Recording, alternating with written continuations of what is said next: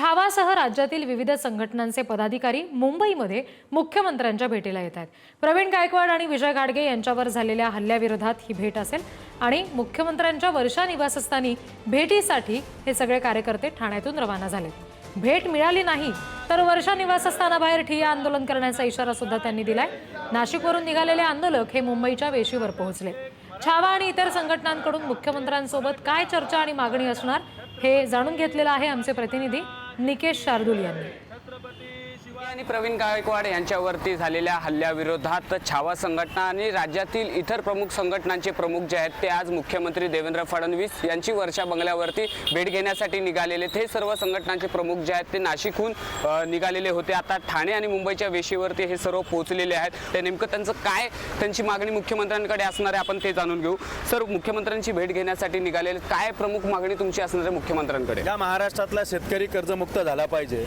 सामाजिक संघटनांवरचे जे हल्ले होत आहे हे हल्ले थांबले पाहिजे आणि जे हल्ले करणारे आहेत त्यांच्यावर मोका अंतर्गत ही संघटित गुन्हेगारी आहे ना। एका माणसाला 100 लोक विचारपूर्वक विचार करून त्या ठिकाणी मारतात, नियोजन करून त्याच्यावर भ्याड हल्ला करतात। ही संघटित गुन्हेगारी आहे आणि ही संघटित गुन्हेगारी उच्चाटन करणं हे राज्याचे मुख्यमंत्री गृहमंत्री देवेंद्रजी फडणवीस यांची जबाबदारी आहे। आम्ही संघटनेने आंदोलन करायचं नाही का? आम्ही निवेदन द्यायचं नाहीत का? या राज्यामध्ये लोकशाही आहे की नाही हे सगळे प्रश्न घेऊन आम्ही राज्याच्या मुख्यमंत्र्यांकडे जातोय।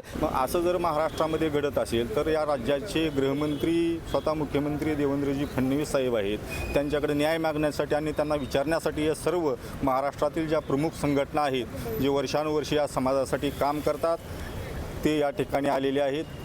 पुढील मुख्यमंत्र्यांशी चर्चा झाल्यानंतर आम्ही पुढची आमची भूमिका जाहीर करणार आहोत। सामाजिक संघटनेने का आम्ही निवेदन द्यायचं नाही का? निवेदन देत असताना जर तुम्ही त्यांच्यावर हल्ला करत असाल आणि एक छोट्या मोठ्या केसमध्ये रात्री 3च्या दरम्यान त्यांना रात्रीच जामीन करताय तर हे चुकीचं आहे। परंतु जे प्रदेशाध्यक्ष होते तटकरे यांच्यावरही गुन्हा दाखल करावा आणि जे चुकीच्या गोष्टींनी त्यांना सोडण्यात आलं त्यांच्यावर मोका अंतर्गत गुन्हा दाखल करण्यात यावा अशी आमच्या वज्रमूत विविध संघटनेची मागणी आहे। बावनकुळे साहेबांना विनंती आहे, अशा कुत्र्यांपासून जरा दूर राहा, कारण का आपल्या शेतकरी बांधवांनी सर्व बहुजनांनी निवडून दिलं आहे। बहुजनामुळे आपली बहुमतानी सरकार आली आहे, त्यामुळे आमचं आव्हान आहे आपल्या चॅनलच्या माध्यमातून त्या काटेवरती आणि त्या शवांवरती मोका अंतर्गत गुन्हा दाखल करावा। Cameraman Ritesh Nikesh Shardul, news Thane.